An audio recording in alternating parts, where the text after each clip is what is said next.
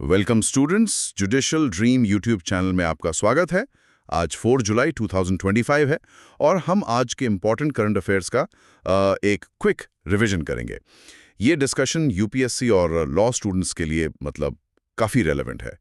आज हम कानून, एनवायरनमेंट, टेक्नोलॉजी और साइंस जैसे डाइवर्स टॉपिक्स पर बात करेंगे। तो चलिए इन ज़रूरी खबरों को थोड़ा गहराई से समझते हैं। बिल्कुल, और शुरुआत एक काफ़ी गंभीर मुद्दे से करते हैं।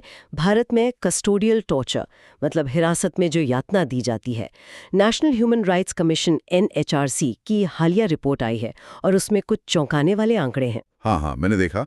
रिपोर्ट बताती है कि पिछले कुछ सालों में कस्टोडियल टॉर्चर के 71,000 से ज़्यादा मामले सामने आए, लेकिन कन्विक्शन सज़ा सिर्फ 3 मामलों में हुई है। ये गैप तो बहुत ही ज़्यादा है। बहुत ज़्यादा। और ये आंकड़ा कई परतों वाली समस्या की ओर इशारा करता है। एक तो है सिस्टमिक डिनायल, व्यवस्था जैसे मानती ही नहीं कि ये प्रॉब्लम है। फिर जुडिशियल डिलेज है, न्याय में देरी। और अकाउंटेबिलिटी, उसका क्या? वही अकाउंटेबिलिटी की कमी। और दिलचस्प ये भी है कि भारत ने UN कन्वेंशन अगेंस्ट टॉर्चर पर साइन तो किया है, पर आज तक उसे रैटिफाई नहीं किया है। रैटिफाई नहीं किया, इसका मतलब क्या हुआ? राजनीति की इच्छाशक्ति की कमी, हाँ कह सकते हैं। कहीं ना कहीं पॉलिटिकल विल की कमी और पुलिस रिफॉर्म्स की धीमी गति, ये सब इसमें झलकता है। तो फिर रूल ऑफ लॉ, कानून के शासन के लिए क्या कदम उठाने चाहिए जल्दी से? देखिए, तुरंत जरूरत है एक मजबूत एंटी टॉर्चर कानून की। इंडिपेंडेंट ओवरसाइट होनी चाहिए, स्वतंत्र निगरानी और फास्ट ट्रैक ट्रायल्स, ताकि जवाबदेही तय हो सके। अकाउंटेबिलिटी के बिना रैटिफिकेशन का भी क्या मतलब रह जाएगा? सही बात है। अच्छा, इस गंभीर मुद्दे से थोड़ा हटकर एनवायरनमेंट की तरफ देखें तो कुछ सकारात्मक भी हो रहा है, जैसे एग्रो फॉरेस्ट्री के लिए नए मॉडल रूल्स। हाँ, ये एक अच्छी पहल कही जा सकती है। पर्यावरण मंत्रालय ने ये नए मॉडल रूल्स जारी किए हैं। मकसद है एग्रीकल्चरल लैंड पर पेड़ों की कटाई को रेगुलेट करना और साथ ही किसानों को एनकरेज करना कि वो खेती के साथ पेड़ उगाएं। अच्छा, तो इसके फायदे क्या होंगे किसानों के लिए, पर्यावरण के लिए? फायदे कई हैं। किसानों की इनकम बढ़ सकती है, क्लाइमेट रेजिलियंस जलवायु परिवर्तन को झेलने की क्षमता बेहतर होती है, कार्बन कैप्चर में मदद मिलती है और बायोडाइवर्सिटी को भी फायदा होता है। और इसमें टेक्नोलॉजी का भी इस्तेमाल हो रहा है ना? कोई डिजिटल पोर्टल NTMS सुना है? बिल्कुल सही, NTMS पोर्टल लॉन्च किया गया है। इससे पेड़ काटने की परमिशन लेना, जियो टैगिंग, NOC अप्रूवल्स, ये सारे प्रोसेस ऑटोमेटिक हो जाएंगे। तो ये भारत के 2070 तक कार्बन न्यूट्रल बनने के लक्ष्य में भी मदद करेगा? हाँ, बिल्कुल कर सकता है। लेकिन देखिए, सिर्फ नियम बनाने से नहीं होगा। चुनौती ये है कि राज्यों में यूनिफॉर्म पॉलिसीज हों, किसानों को क्रेडिट सपोर्ट मिले, जागरूकता बढ़े। इम्प्लीमेंटेशन बहुत जरूरी है। इम्प्लीमेंटेशन हमेशा ही की होता है। अच्छा, टेक्नोलॉजी जहां एनवायरनमेंट में मदद कर रही है, वहीं AI जैसे पहलू नए कानूनी सवाल भी खड़े कर रहे हैं। ये AI वेब क्रॉलर्स का क्या मामला है? हाँ, ये एक बड़ा मुद्दा बन रहा है। ये जो क्रॉलर्स हैं, जैसे GPT बॉट, Amazon बॉट, ये क्या करते हैं कि वेबसाइटों से बिना परमिशन के डेटा स्क्रैप करते हैं, जानकारी खींच लेते हैं। और फिर उस डेटा का उसका इस्तेमाल होता है AI मॉडल्स को ट्रेन करने में। अब यहीं पर कॉपीराइट इन्फ्रिंजमेंट का सवाल उठता है। सोचिए, इंडियन वेबसाइट्स का कंटेंट यूज हो रहा है ग्लोबल AI टूल्स को ट्रेन करने में। तो हमारा जो मौजूदा कॉपीराइट एक्ट है 1957 का, क्या वो इसके लिए तैयार है? सच कहूं तो 1957 का कानून AI के इस नए दौर के लिए पूरी तरह से इक्विप्ड नहीं है। इसमें काफी कमियां हैं। हमें जरूरत है AI स्पेसिफिक कॉपीराइट गाइडलाइंस की, ऑप्ट आउट पॉलिसीज की, वेबसाइट मालिकों को अधिकार हो कि वो मना कर सकें। और शायद रेवेन्यू शेयरिंग की भी? बिल्कुल, रेवेन्यू शेयरिंग फ्रेमवर्क्स बनाने होंगे। जैसे यूरोपियन यूनियन का AI एक्ट है, वो कुछ इसी दिशा में है। अच्छा, डिजिटल दुनिया के रूल से अब जरा वाइल्ड लाइफ प्रोटेक्शन के इंटरनेशनल फ्रेमवर्क पर आते हैं। साइट्स ने हाल ही में 50 साल पूरे किए हैं। हाँ, sites convention on international trade in endangered species 1975 में लागू हुआ था। इसका मेन ऑब्जेक्टिव है लुप्तप्राय प्रजातियों के इल्लीगल इंटरनेशनल ट्रेड को रोकना। भारत 1976 में इसमें शामिल हुआ था। 50 साल एक लंबा सफर है। तो साइट्स ने कितना काम किया है?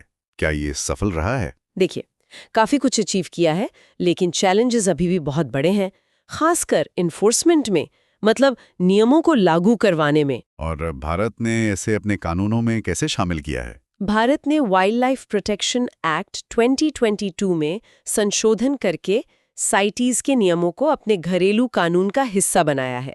हाथी, बाघ, पेंगोलिन जैसी स्पीशीज का अवैध व्यापार आज भी बड़ी चिंता है, जिसे साइटीज एड्रेस करता है।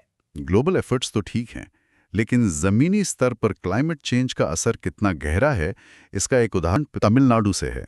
करियाचल्ली द्वीप, क्या हो रहा है वहाँ? ये वाकई बहुत चिंताजनक खबर है। तमिलनाडु का करियाचली द्वीप, उसका करीब 70% हिस्सा समुद्र के बढ़ते जलस्तर और कोरल ब्लीचिंग की वजह से गायब हो गया है। 70%? बाप रे! ये द्वीप तो gulf of Mannar marine national park का हिस्सा था ना? हाँ, बिल्कुल। डुगोंग्स, कोरल्स, कई रेयर स्पीशीज का घर था ये। अब वो खतरे में है। तो क्या सरकार कुछ कर रही है इसे बचाने के लिए? हाँ, तमिलनाडु सरकार ने TNHRE परियोजना शुरू की है। इसके तहत आगे के नुकसान को रोकने के लिए 8,500 आर्टिफिशियल रीफ ब्लॉक्स लगाए जा रहे हैं। पर यह घटना हमें साफ साफ याद दिलाती है कि क्लाइमेट चेंज कोई भविष्य का खतरा नहीं है, यह आज का संकट है। प्रेजेंट क्राइसिस है। बिल्कुल। एनवायरनमेंट के साथ साथ ह्यूमन हेल्थ पे फोकस करना भी जरूरी है। IISc, Indian institute of science ने भारत स्टडी लॉन्च की है। ये क्या है? भारत स्टडी एक बहुत महत्वपूर्ण पहल है। इसका उद्देश्य है एजिंग यानी उम्र बढ़ने की प्रक्रिया के लिए इंडिया स्पेसिफिक बायोमार्कर्स विकसित करना। बायोमार्कर्स मतलब? शरीर में ऐसे इंडिकेटर्स ढूंढना जो आपकी हेल्थ एज बताएं, न कि सिर्फ आपकी कैलेंडर एज। अच्छा, तो ये कैसे करेंगे? इसके लिए जीनोमिक, प्रोटियोमिक और लाइफस्टाइल डेटा का AI एनालिसिस किया जाएगा। और ये स्टडी रेलेवेंट क्यों है आज के समय में? बहुत रेलेवेंट है। अनुमान है कि 2050 तक भारत में पार्किंसंस और डिमेंशिया जैसे न्यूरो डिसऑर्डर्स के मामले 200% तक बढ़ सकते हैं। तो एजिंग प्रोसेस को बेहतर समझना और हेल्दी एजिंग को प्रमोट करना बहुत जरूरी हो गया है। सही बात है। साइंस भविष्य देख रहा है, लेकिन हमारे जंगलों में जो पारंपरिक ज्ञान छुपा है वो भी कम नहीं। असम में एक नई औषधीय पेड़ की प्रजाति मिली है। हाँ, ये भी एक ताज़ा खोज है। असम के जंगलों में गार्सिनिया कुसुमय नाम की एक नई औषधीय पेड़ प्रजाति मिली है। ये करीब 18 मीटर तक लंबा पेड़ होता है। और इसका पारंपरिक उपयोग? हाँ, इसके फलों का इस्तेमाल पारंपरिक चिकित्सा में होता है। डायबिटीज, डिसेंट्री के इलाज के लिए और मसाले के तौर पर भी यूज होता है। ये खोज क्या दर्शाती है? इसका महत्व क्या है? ये दिखाती है कि भारत के जंगल सिर्फ बायोडायवर्सिटी हॉटस्पॉट्स ही नहीं है, बल्कि एक तरह से फार्मास्यूटिकल गोल्ड माइंस भी हैं। इनका संरक्षण न केवल पर्यावरण के लिए बल्कि भविष्य की दवाओं और हमारे स्वास्थ्य के लिए भी बहुत क्रूशियल है। तो आज हमने देखा कि कैसे कानून, पर्यावरण, टेक्नोलॉजी और विज्ञान के क्षेत्र में भारत कई अहम बदलावों और चुनौतियों का सामना कर रहा है। और ये सारे मुद्दे कहीं ना कहीं एक दूसरे से जुड़े हुए हैं। सोचने वाली बात यह है कि क्या हमारी संस्थाएं, हमारे कानून और हम एक समाज के तौर पर इस तेज रफ्तार बदलाव के साथ कदम मिला पा रहे हैं? ये एक बड़ा सवाल है। ऐसे और अधिक जानकारीपूर्ण कंटेंट के लिए जुडिशियल ड्रीम YouTube चैनल को सब्सक्राइब करना ना भूलें। धन्यवाद।